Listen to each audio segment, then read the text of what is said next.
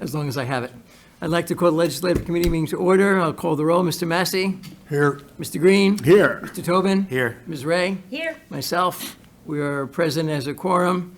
The issue before us is the ongoing conversation about suspending parking regulations. I have 4 guests. Who would choose to go first? The mayor. Probably the one that supports it. Yeah, absolutely. Yeah, this has been an ongoing issue for probably the past 20 to 30 years in the city of Middletown. It's our overnight parking regulations. With more people having vehicles in their homes, the regulations have become more burdensome. And with the change in weather conditions, we now see we're on maybe 3 or 4 times a year where the snow emergencies kick in. And so it was my recommendation that we look at alternatives. We've talked about alternate side of the street parking, and we've talked about other programs possibly that other communities have used in order to get away from the people having to park on their lawns. And that's probably the biggest negative to the whole issue, is people having to park on their lawns in order to comply. So it was suggested at one of the meetings a few meetings back that we test a new system for a 1-year basis for this winter, in which the laws would kick in. We would have to declare a snow alert, not a snow emergency. Mr. Tweel had some concerns about the word snow emergency. So we can declare a snow alert, advise people ahead of time, either of a pending storm or if the snow reached 2 or 2.5 inches, that people would automatically have to remove their cars from the street for that night. The declaration would come from my office or someone designated by myself, say the police chief or the Commissioner of Public Works, and put the public on notice that all vehicles have to be removed from city streets for a period of 2 days, 3 days, until we get the cleanup done. Pretty simple, pretty straightforward. I believe last year we were told that this would have kicked in maybe 3 or 4 times. We've had weather conditions in December and January in the 50s and the 60s with no snow on the road, but we are forcing our people to park on their lawns.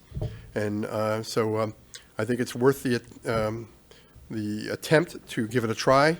I know Mr. Tweel has opposed it in the past because of his role for being responsible for the city streets and the cleanup, but I think he's very creative, and I think his staff is very competent, and they'll be able to put together a program working with us in order to address the snow alert or snow emergency conditions during this few times a year that we need to do so. I'm going to hold off on questions till we get through this before we wear out our welcome. In the spirit of point counterpoint, Public Works, would you care to speak? Good evening again. I do honestly sympathize with the situation, with the parking on the lawns and all that stuff, and it's very few that are doing it. It's not all over. I know it upsets us so much when we see them doing it, but allowing parking in the street during the winter months in there, it's not going to prevent people from parking on their lawn. It will not. It will allow me to buy another car if I have to, or leave my car there, and whenever I park on the grass, I can park on the grass. You know, that should be a code enforcement issue. If you really want us to go after them, we can drag them all out of their homes, bring them to court, and we can lay down the law, and we can do that. Why haven't we done that? Because it's not really, it wasn't really a hot issue to be pursued, and it can be done. But now, here is the situation. When you have a snow emergency in there, we don't know when it's going to be a snow emergency.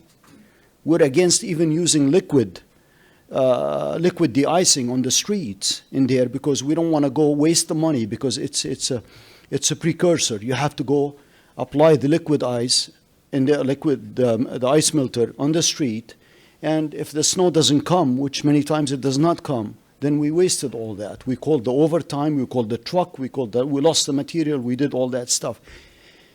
It's very hard to predict the weather and what's going to happen. It's awful. It's more hard for us to gather the men. Many times they work for not 1 day, sometimes 2 days, depending on the extent of the storm. And I will get you all the count, how many storms we had last season, last year and the year before, just for your consideration. So It's an overtime issue. It's a safety issue for our men when they're running around and you have one car standing in the street. We have to call the police department. The police department, they come in, look at the plate.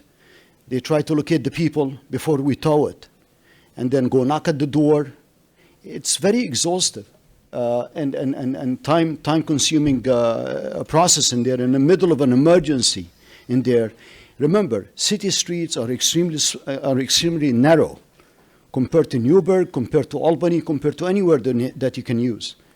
As a matter of fact, if you're going to consider this, I would request that you consider alternate street parking throughout the year. You got places like Prospect Avenue in there. You're parked on both sides of the street in there forever. We had some complaints about trucks parked, not overweight, but trucks parked on cities on one side of the street for the whole season, for the whole year, except for the winter where they have to move. We have to reevaluate all these requirements, part of which is alternate, like the mayor suggested, alternate side of the street parking, because that is required, because we cannot get our sweeper in the street because cars are there. If you look at goes chase our sweeper, it goes like that. Now in the winter, when we have a major storm, we go the same thing, around cars, call the police department will come out, look at the license plate, and in the meantime, our guys are beat.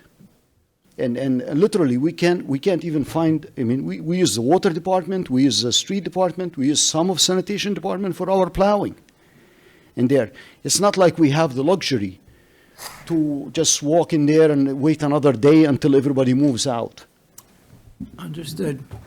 Well, that was definitely... Respectfully, again, very respectfully, and I sympathize with the mayor's feelings about this and the need to do something in there. We consider pocket parks in neighborhoods in there where we have empty vacant lots in there. We can take them over and make them available for neighborhood in there. There are other solutions rather than, in my mind, having this drastic. I understand. I'm going to ask everybody to hold their comments before I get evicted. It was definitely point counterpoint, well done.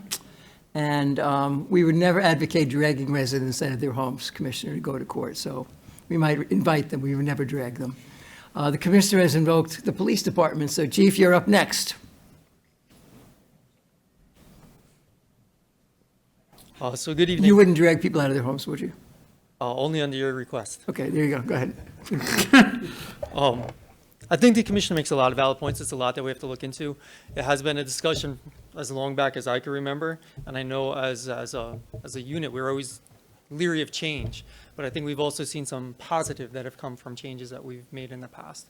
So I would like to see all of those options explored before we make the decision. And I do like the mayor's idea of having a sunset. If you do it, that there's some type of an end to evaluate it and to see.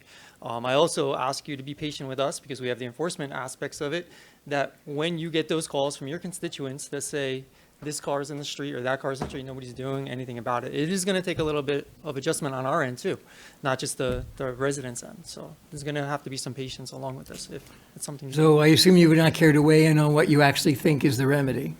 The remedy?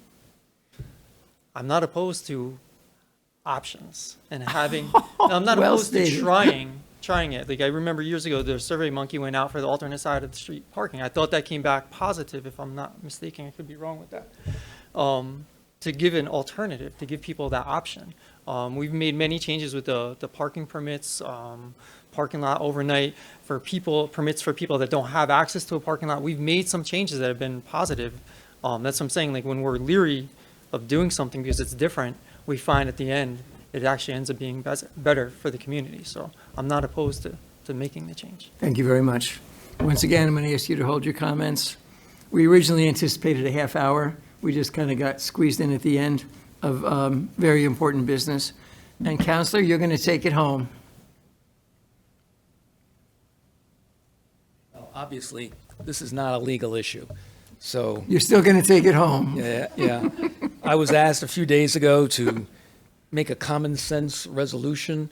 I took a look at our code, and I knew a little bit of these arguments. I don't know them all, obviously. And there's provisions in our code, as I told some of you before, that overlap each other. They're very old. We might as well fix the whole thing up.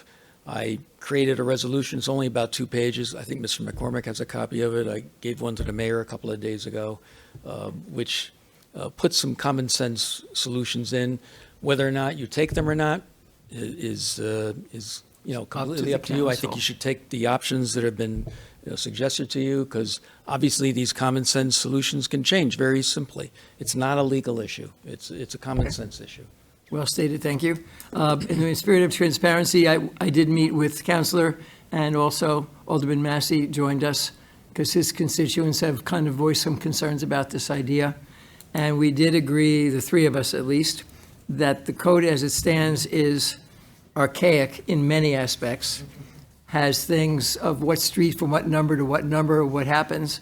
Many of these things in that code have not been invoked in probably 20 or 30 years. We were given 10 minutes. We lost 2 with Eileen. We have 3 minutes left. I'm going to go around the table. Please don't get us evicted. Mr. Massey. Obviously, you know where I stand on this. We've been talking about this for so many freaking years. We've got to do something, and we met with the Corporation Council, and as he said, a lot of our code was archaic. Came up with a nice, simple method.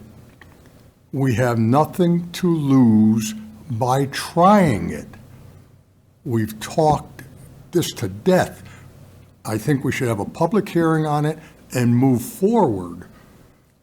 Common sense does come into play, because guess what? If I look outside and it's snowing, I don't need someone to tell me, to text me and say, oh, by the way, you should take your car off the street.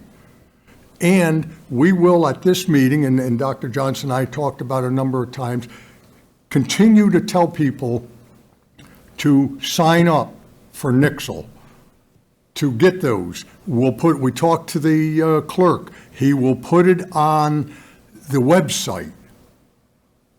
Last year, I think what the mayor said was 100% correct, 3 or 4 times. So people had to suffer the entire winter for 3 or 4 times. This guy, I sympathize with Jacob, but this can be done, and we have to do something. Every year, we talk about it. So either get off our butts, Okay. and You've used I up think this is the 2 of time. our 3 minutes, thank you. Mr. Witt, be succinct if you can. Make sure we communicate, and we've done this during the holiday season the last few years, and I agree with what Alderman Massey and Alderwoman Ray said last week. We try it, we take an honest look, and go from there. Thank you. Clearly, we're not going to take action on this evening, but we do have the interested parties. Mr. Green, you got 42 seconds. All right, that sounds great. So anyway, no, I would, I hear about this every year from my constituents that why the heck do I have to park, pay $125 to park in some parking lot when we only use it 4 times a year? I'm totally for this. I'm ready to move forward to a public hearing, if so be it. Let's go for it. Mr. Kleiner, please, I beg you. I don't want to shock anyone, but I agree with Alderman Massey. Thank you. Okay. Duly noted. Ms. Ray, 30 seconds. We do not need to talk it to death. We are not reinventing the wheel. We absolutely need to bring our code up to date. Anything that we don't think works, we fix. We're here twice a month. It's not complicated. Let's do something. Mr. Tobin. Yeah, I live downtown, and I live the parking thing. I'd just be curious. I know we shortened the window, and I think it has snowed, like, in those times. Did we have the nightmare scenarios where people were on the streets and it didn't work? 10 seconds. We haven't had any nightmare scenarios. And also, just on the enforcement issue, the reason why we haven't really stuck to enforcement that much is because we haven't presented an alternative to people who live in multiple family houses in neighborhoods that don't have driveways. So if you want enforcement without giving an alternative, you're going to talk about a revolution. That's going to be one. So we're talking about a 1-year program to see what will fit into the city. I think it's quite unanimous that we move forward. So hopefully you'll be able to schedule a public hearing as soon as possible, because winter is coming. Thank you. Mr. Clerk, do I have to actually move it out of committee to have a public hearing? So generally, the public hearing would come once there's legislation to be considered. Asked and answered. Thank you, Mr. President. We're good. All right, then I want to put it on the floor. A motion to consider the proposal to suspend the parking regulations at least for 1 year. That's the motion. I'm putting it on the floor. All in favor? Aye. A second. Mr. Green seconds. Thank you. All in favor? Aye. On the committee. Any oppose or abstain? Okay, motion carries. It's out of committee. We'll schedule the public hearing and we'll move forward. Mr. President, I thank you for the leeway. Thanks, And Miguel. and I will make a motion to adjourn. Mr.